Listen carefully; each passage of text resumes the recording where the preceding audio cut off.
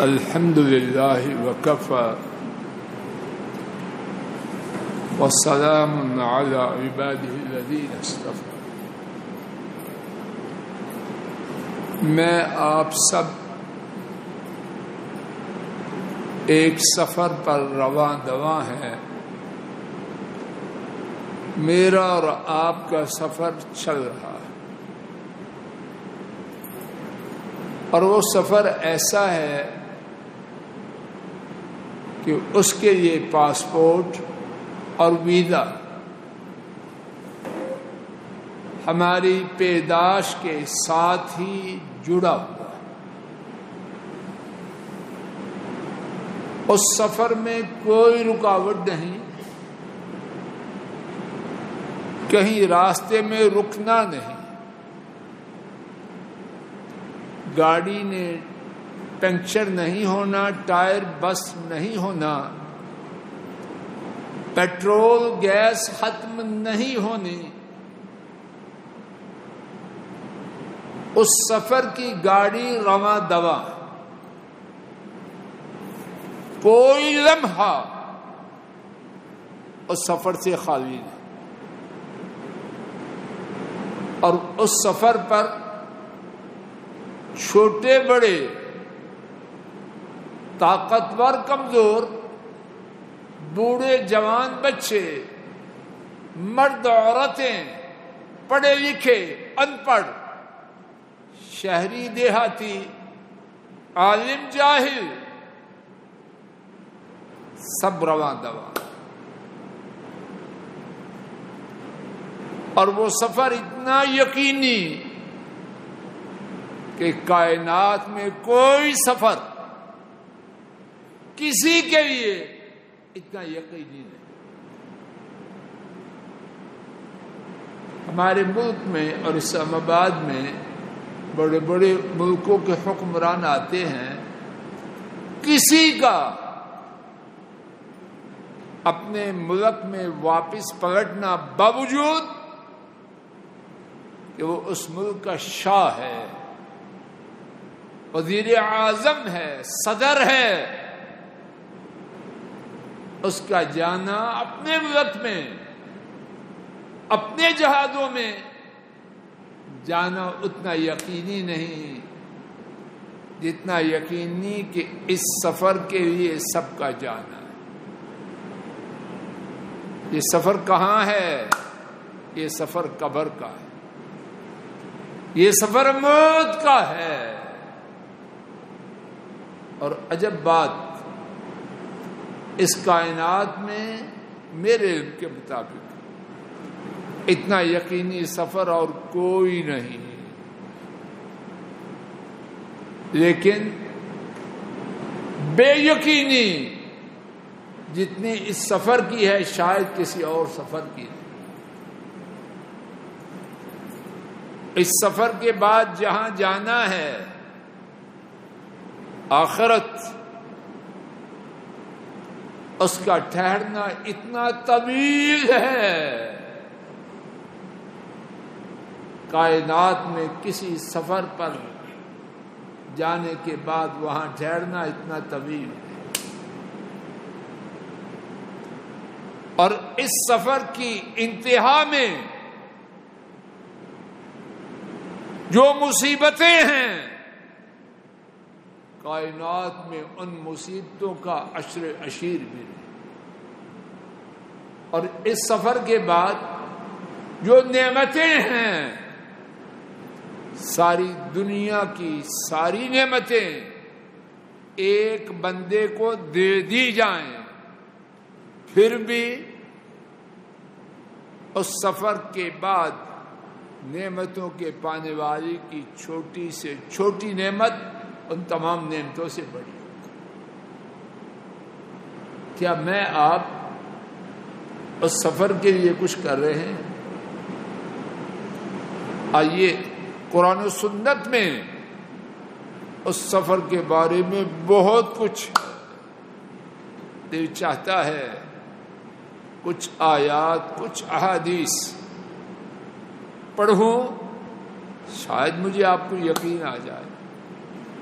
صرف ایک آیت اور ایک حدیث شریف سن لیجئے، کل نفس ذائقۃ الموت، اور یہ آیت مبارکہ کا ٹکڑا ایک دفعہ نہیں، آل عمران میں، انبیاء میں، عنکبوت میں، کیوں افسر 3 صورتوں میں میرے علم میں ہے، باقی آپ کو پتا۔ حدیث شریف امام بخاری رحمہ اللہ نے حضرت ابن عمر رضی اللہ تعالی عنہما سے روایت کی، بیان کرتے ہیں نبی کریم صلی اللہ علیہ وسلم نے میرے جسم کے ایک حصے کو پکڑا، اور دوسری روایت میں ہے کہ آپ صلی اللہ علیہ وسلم نے میرے کاندھے کو پکڑا اور فرمایا کن فی الدنیا کأنک غریب او عابر سبیل، دنیا میں ایسے رہو جیسے مسافر۔ فضل الہی اپنے آپ سے پوچھتا ہوں، آپ بھی پوچھو، کیا ہم میں سے کوئی مسافر کی طرح رہتا ہے؟ چیزوں کے انبار ہیں، ان کے استعمال کی باری نہیں آتی، لیکن جہاں کوئی چیز دیکھی رال ٹپکنے لگی۔ سیر ہوتے اس کے ساتھ والی چیزیں مدت سے اسٹور میں پڑی ہیں، باری نہیں آئی، مزید دیکھنے کی تڑپ، لینے کی خواہش اور حاصل کرنے کا جذبہ کود رہا۔ کون ہے مسافر کی طرح رہنے والا؟ او عابر سبیل، نہیں، مسافر کی طرح نہیں، ٹرانزٹ پیسنجر کی طرح رہے۔ لوگ جاتے ہیں حرمین میں اور دیگر یورپی امریکی ملکوں میں، عام طور پر دبئی میں اسٹے ہوتا ہے، ٹرانزٹ پیسنجر کی حیثیت سے اس وقفہ کے لیے میں آپ کیا کچھ جمع کر لیتے ہیں،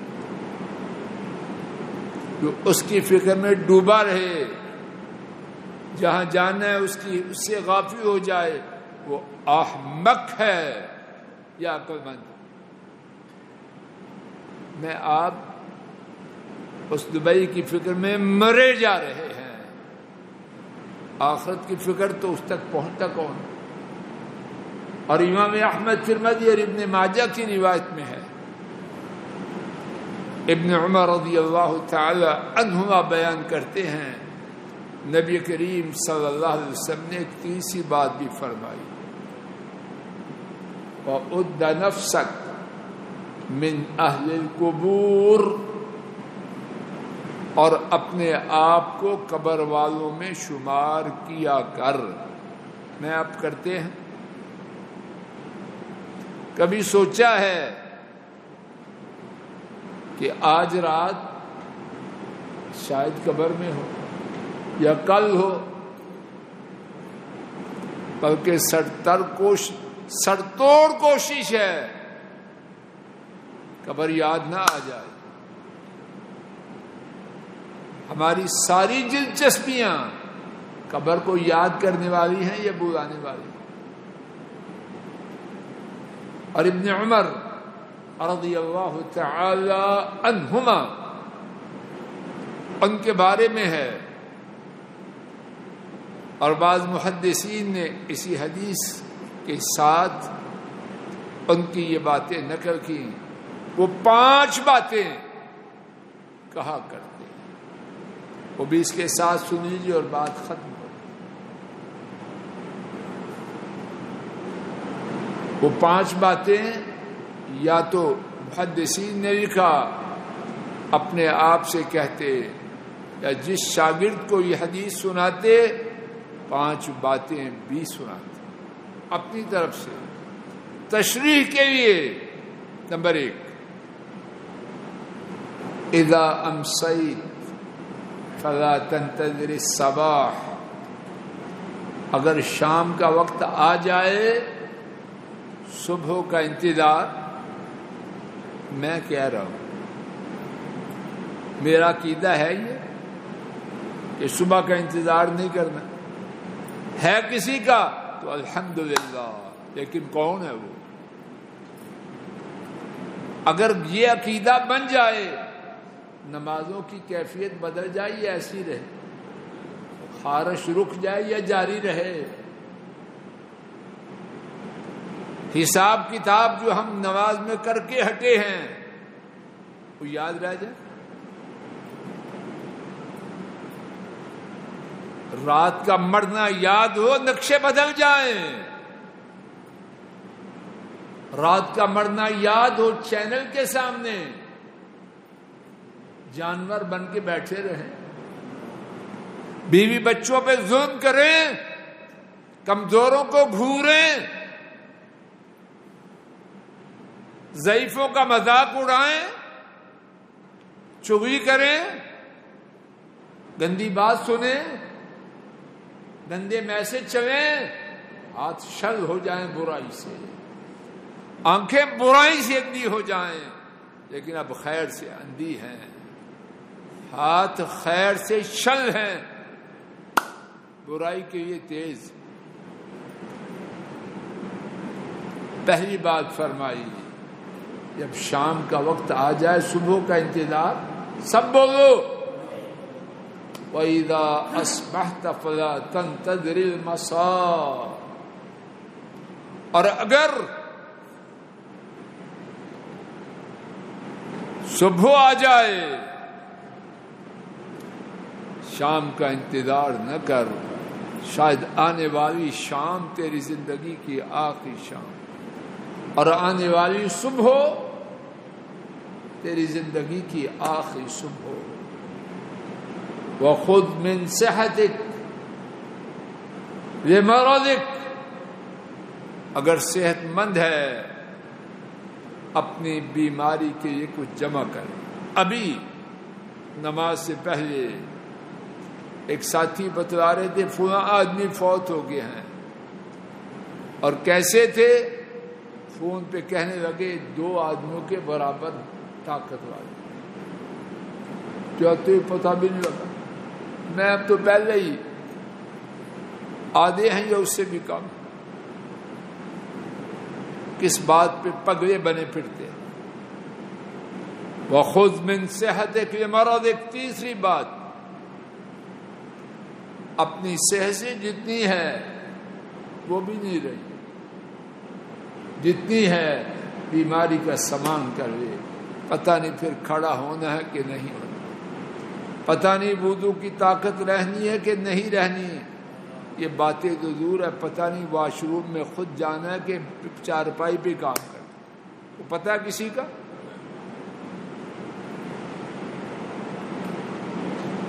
اور چوتھی بات فرمائی، وَمِنْ حَيَاتِكَ لِمَوْتِكَ، اپنی زندگی سے موت کے لیے کچھ لے لے. جب گھنٹی بج گئی پھر کچھ لینے کی اجازت ہوگی. ٹھہر جاؤ چیک بک لے لوں، ٹھہر جاؤ بریف کیس اٹھا لوں. اور 5ویں اور آخری بات جو ابن عمر رضی اللہ تعالی عنہما نے فرمائی، وَلَا تَدْرِي مَا اسْمُكَ غَدًا. اللہ اکبر، تجھے کچھ پتا نہیں کل تیرا نام کیا ہوگا، یعنی زندہ میں ہوگا یا رب ذو جلال گواہ ہے.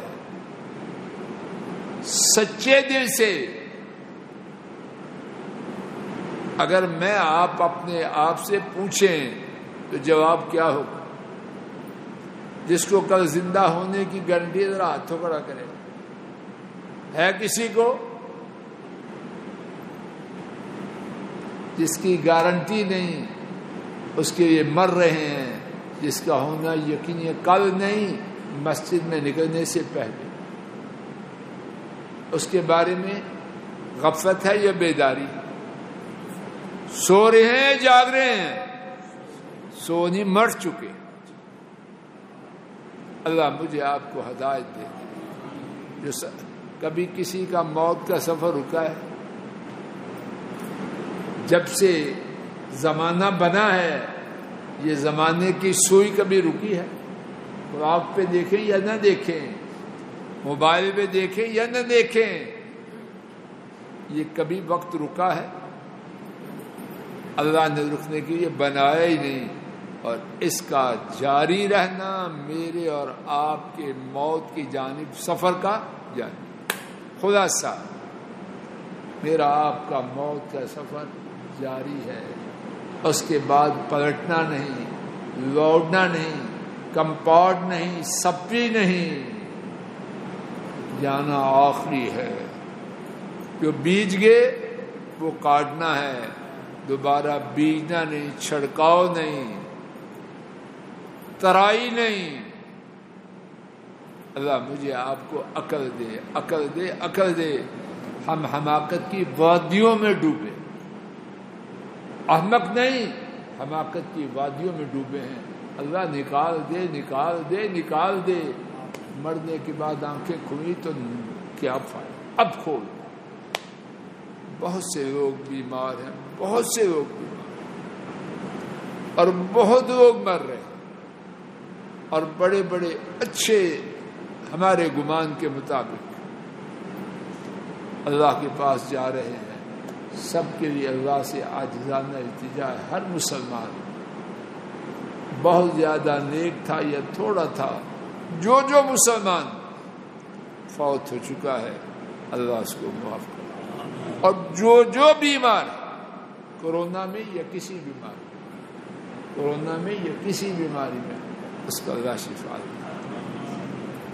لوگوں اپنی خیر کے لیے دوسروں کے لیے دعا کریں، اپنی خیر کے لیے دوسروں کے لیے دعا کریں، ہم ان کے لیے کریں، اللہ کا فرشتہ ہمارے لیے کرے۔ ہماری دعا کی قبولیت یقینی نہیں، فرشتے کی دعا کی قبولیت یقینی ہے۔ خوب دعائیں کریں بیماروں کے لیے، اللہ ان کو شفا دے دے، فوت شدگان کے لیے اللہ ان کو معاف کر دے۔ کورونا کی وجہ سے بہت مصیبتیں آ چکی ہیں، ان مصیبتوں کی زد میں آئے ہوئے اللہ ان کی مصیبتوں کو دور کر دے۔ ہمارے گھروں میں جو بیمار ہیں، جو پریشان ہیں، دکھی ہیں، آزردہ ہیں، اللہ ان کی بیماریوں کو دور کر دے، پریشانیوں کو رفع کر دے، آزردگی کو خوشی سے بدل دے، اور جو اس سے بڑی لعنت ٹیر میں ہیں، کجی میں ہیں، گمراہی میں ہیں، اللہ ان کو ہدایت دے۔ پسلیاں ٹوٹنے سے پہلے، کیما ہونے سے پہلے، کچومر ہونے سے پہلے اللہ ہمیں اور ان کو ہدایت دے۔ اللہ گمراہوں کو، ہم ہیں یا اور ہیں، سب کو ہدایت دے۔